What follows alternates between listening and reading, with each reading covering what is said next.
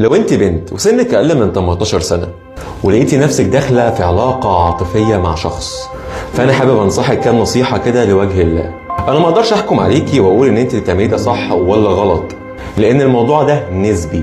ومعنى نسبي هنا ان لو كان سنك صغير بس عندك النضج والادراك الكافيين اللي يخليكي قادرة تفرقي بين الصح والغلط وتعرفي انت مقبلة على ايه، فانت كده معلكيش غلط، والعكس صحيح.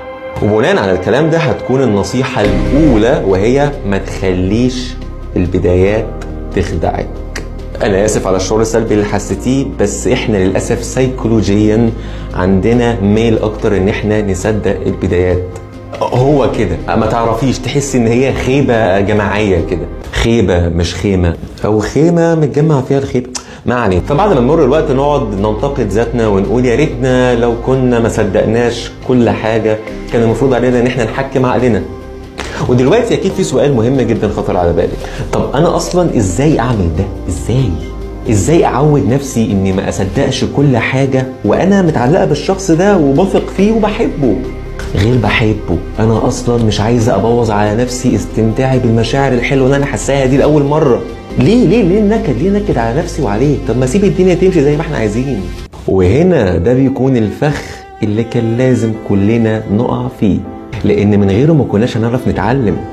كان لازم قرصة الودن دي ساعتها علشان نعرف ان الدنيا ساعات مش بتمشي زي ما احنا عايزين، وان ليست الاشياء كما تبدو وكذلك الاشخاص. فيبقى السؤال الاهم دلوقتي هو انا اصلا ليه بميل ان انا اصدق بشكل 100% في البدايات؟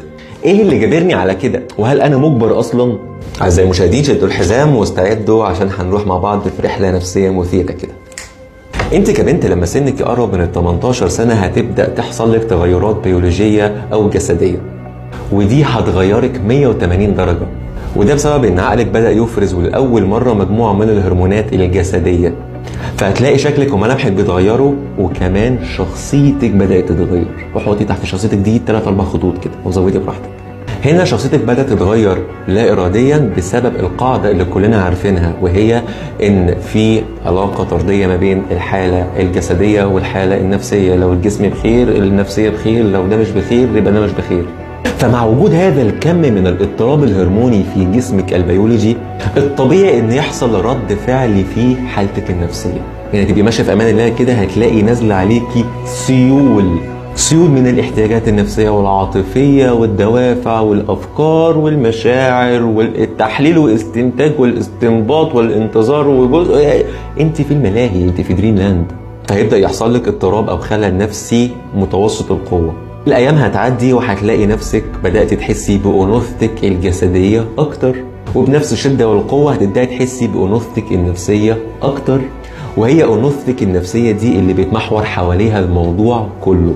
ساعتها هتبداي تحسي باحتياجات عاطفيه ونفسيه، احتياج للحب، احتياج للاهتمام، احتياج للفضفضه، احتياج للتقدير، احتياج للانجاز، احتياج للمسانده، احتياج للقبول، احتياج للتميز. فالطبيعي ايه هو المصدر الاهم اللي من خلاله نقدر نشبع هذا الكم من الاحتياج المفاجئ؟ طبعا الاهل. وللاسف اهالي كتير جدا بيفشلوا ان هم يشبعوا احتياجات بناتهم النفسيه والعاطفيه في اثناء ظهورها في الوقت ده. ممكن يكون انشغالهم وممكن يكون هم اصلا مش مهتمين، وهنا برضو دي مصيبه عايزه لها حلقات.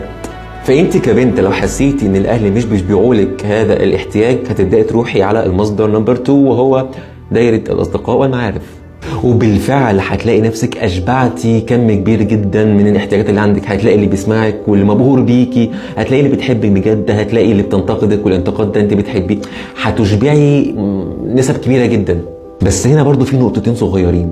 معنى ان تشبعي احتياجاتك النفسيه والعاطفيه دي من صحابك ودايره معارفك معناها ان في فتره زمنيه بتعدي، يعني في مواقف بتعدي، ففي انطباعات عقلك الباطن بيخزنها. يعني ايه؟ يعني اكيد هتتعرضي بنسب متفاوته لبعض من حركات النفسانه اللي بتحصل بين الصحاب، التاتشات اللي هي ممكن تعدي ممكن ما بتعديش. فكل الحاجات دي بتسيب تراكمات في عقلك الباطن، والتراكمات دي ممكن يجي عليها وقت بالامتلاء فتلاقي نفسك انت خلاص مش عايزه وجود العقل وعايزه تمشي ورا العاطفه بتاعتك وخلاص. يعني بدأتي تضيقي من نطاق بحثك عن الاشباع في شخص واحد فقط. وتاني نقطة، حتى لو انت قدرتي تشبعي كم كبير جدا من احتياجاتك النفسية والعاطفية دي من صحابك، فهتحسي ان في حلقة مفقودة في السلسلة، في حاجة احتياج معين مش هتعرفي تشبعيه من خلالهم، لازم من خلال شخص. فكلتا الطرق بتؤدي في النهاية الى الالتقاء عند ذلك الحدث المتمثل في شخص جديد قد يشعرنا بذلك الحب. فساعتها تبدأ تتغير في نظرك كل الحسابات. مجرد تركيزك ان ممكن تقابلي حد يكون المناسب ليكي وانت حابة ده ومتحمسة له، ده بالتأكيد هيأثر على المبالغة الشعورية اللي عندك.